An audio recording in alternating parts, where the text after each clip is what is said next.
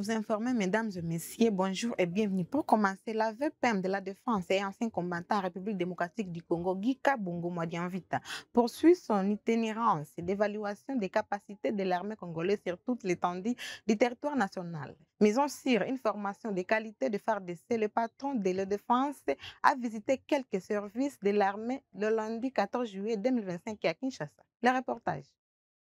Mettant un accent particulier à la formation des militaires, gage d'une armée puissante, Maître Guy Kabongo Modianvita a choisi la journée de ce lundi 14 juillet pour effectuer une visite au commandement général des écoles militaires ainsi qu'à l'inspection générale des FARDC. Le vice-premier ministre, ministre de la Défense nationale et des anciens combattants, mise sur une formation de qualité pour les forces armées congolaises à tous les niveaux, depuis son avènement à la tête de ce ministère régalien. Au commandement général des écoles militaires, un exposé sur la situation générale des centres d'instruction et d'encadrement a été présenté par le commandant Ségem. Les besoins étant la réhabilitation des différents centres d'instruction pour décongestionner les principaux centres, le commandant Ségem a plaidé pour l'implantation des écoles de cadets en vue de susciter l'idéologie et le patriotisme des enfants pour servir dignement dans l'armée. Au groupement des écoles supérieures militaires, le VPM de la Défense nationale et des anciens combattants a eu des échanges interactifs avec les concernés et a promis de décanter les préoccupations mineures dans les prochains jours. Pour ce qui est de préoccupations de fond, les procédures sont en cours pour les résoudre de manière générale. S'en est suivi la visite guidée des différentes écoles basées au centre supérieur militaire, notamment l'école militaire des langues, l'école de renseignement, l'école de guerre de Kinshasa, l'école d'informatique, l'école maternelle ainsi que le foyer social. Après sa visite au centre supérieur militaire, le VPM de la Défense nationale et des anciens combattants, Guy Kabongo Modianvita, s'est rendu à l'inspectorat général des FARDC où un briefing sectoriel a été présenté, brossant succinctement le fonctionnement de l'inspection générale des FARDC. Le rôle principal de l'inspection générale des FARDC étant le contrôle des différentes structures de l'armée, Maître Guy Kabongo Modianvita les a invités au contrôle strict conformément à leur plan d'action et à ne céder sous aucune intimidation. Rappelons par ailleurs que cette mission d'itinérance dans les différentes structures des FARDC permet au vice-premier ministre, ministre de la Défense nationale et des anciens combattants de s'imprégner des réalités du terrain en vue de proposer des réformes plus adaptées pour rebâtir une armée plus puissante,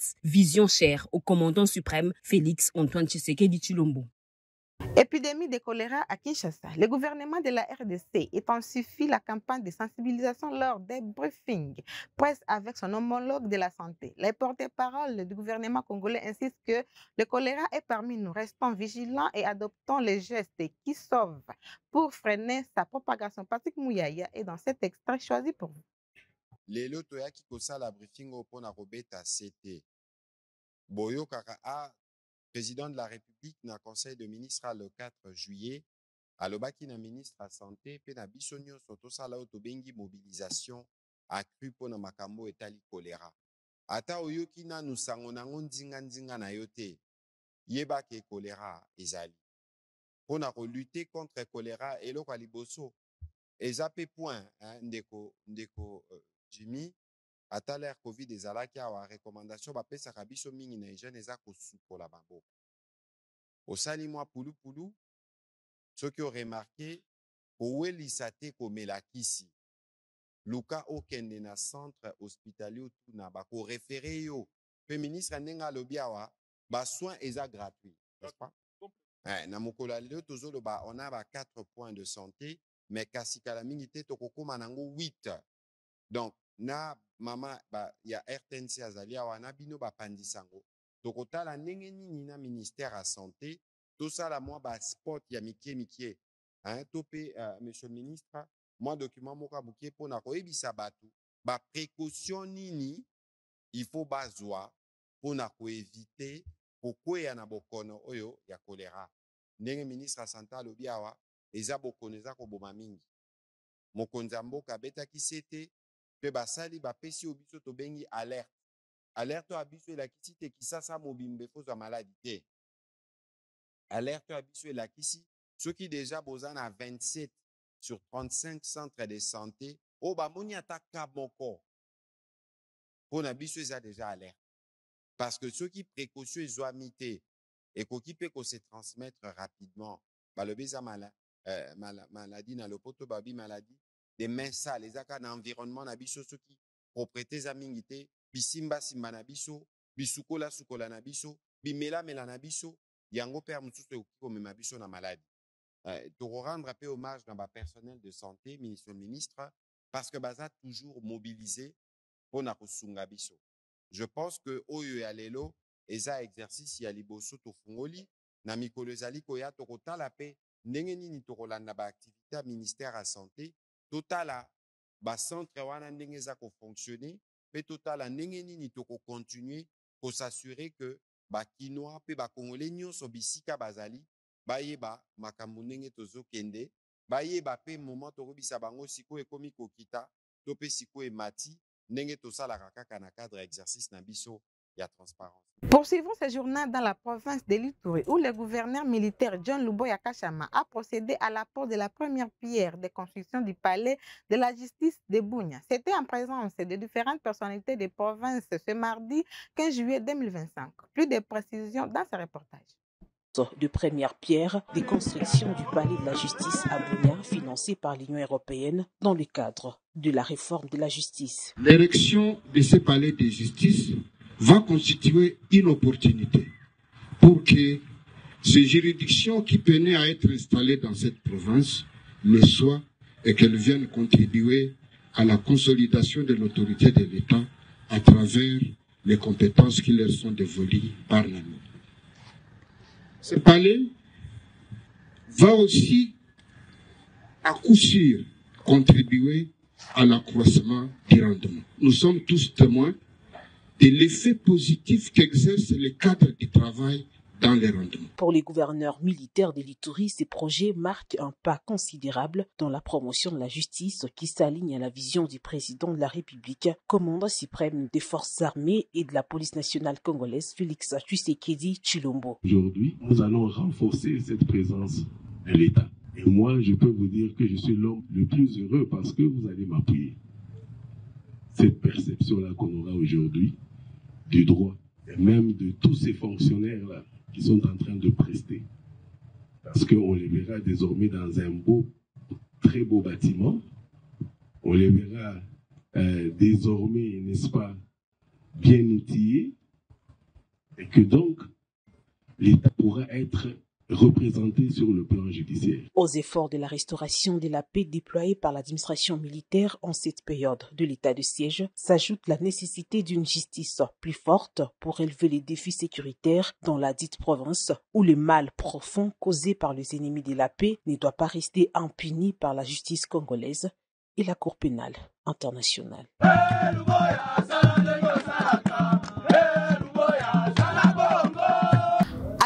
Le gouverneur Daniel Bumba Lubaki a réuni hier mardi lors d'une séance de travail plusieurs responsables provinciaux pour discuter de la réglementation du transport en commun par taxi-moto à travers la capitale. Bob Amisoyoka, ministre provincial du transport et voies de communication, fait le point. Nous avons été convoqués par son Excellence le gouverneur de la ville Daniel Bumba Lubaki pour le dossier des motocyclistes. Vous êtes sans savoir qu'aujourd'hui, ce dossier nous pose un grand problème au niveau de la ville. Nous avons été instruits par le gouverneur de la ville qui seront prises très bientôt sur le secteur des taxes, sur le secteur des embouteillages. Le gouverneur nous a instruits de prendre des mesures quant à ce et bientôt nous allons mettre ça à la place publique. C'est dans le cadre de l'organisation de la ville. La ville de Kinshasa aujourd'hui, vous savez, fait face à beaucoup de défis. Et parmi les défis, c'est ce secteur avec les engins cyclomoteurs qui nous posent des problèmes. Et le gouverneur voudrait qu'on puisse assainir ce secteur. C'est pour ça qu'il nous a convoqués. En clôture de ces actualités, Jean-Pierre Bemba, VPM du transport, a présenté mardi 15 juillet 2025 à Kinshasa la maquette du futur aéroport international d'Njili porté par la firme américaine Somme et Infrarose. Le projet vise une mise en service en 2028 pour doter la capitale d'une infrastructure aéroportuaire moderne. Thérèse Kaikwamba, Saint-Jev, Guinness et Derek Moore sont dans cet extrait. Le rencontre d'aujourd'hui a porté sur une présentation des plans pour l'élaboration, le développement d'un nouvel aéroport international de Njili. entre autres avec les présentations du bureau d'architectes SOM venu des États-Unis d'Amérique. Il y avait plusieurs ministres sectoriels qui ont participé, y compris le ministère des Affaires étrangères.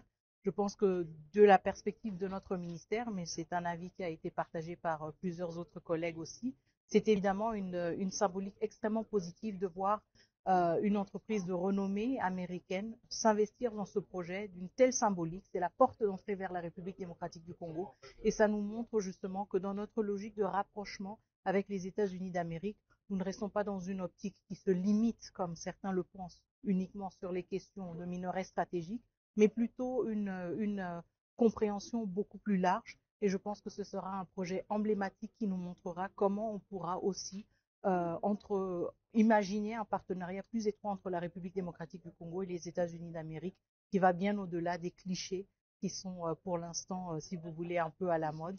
Je pense que cet aéroport pourra nous donner beaucoup d'inspiration sur ce que ces deux pays peuvent faire ensemble. Merci. Donc, je dirais que ça a été une réunion formidable qu'on a eue aujourd'hui et c'est quelque chose qu'on n'a jamais vu, si je vous êtes franc avec vous.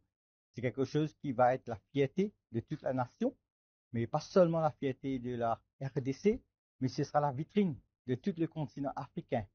Parce qu'on est en train de faire quelque chose en étroite collaboration avec notre partenaire SOM, une société américaine.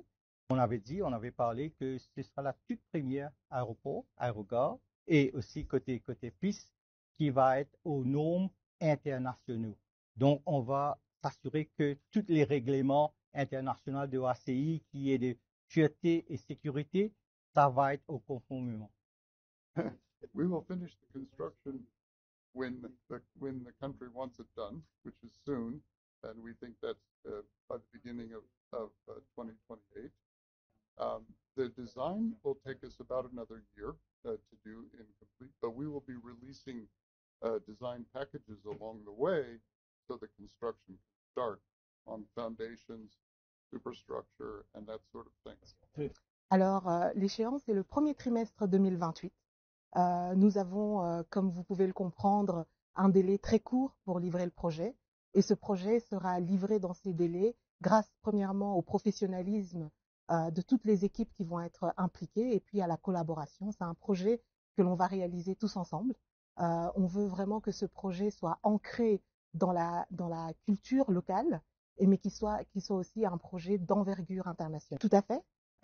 C'est le projet de la nation. Donc, il est extrêmement important pour nous de comprendre quelles sont les exigences du gouvernement congolais pour livrer vraiment une infrastructure stratégique qui soit à la hauteur de l'ambition du pays. Merci à vous. C'est par ici que nous mettons fin à cette actualité. Messieurs et dames, merci de nous avoir suivis. Portez-vous bien.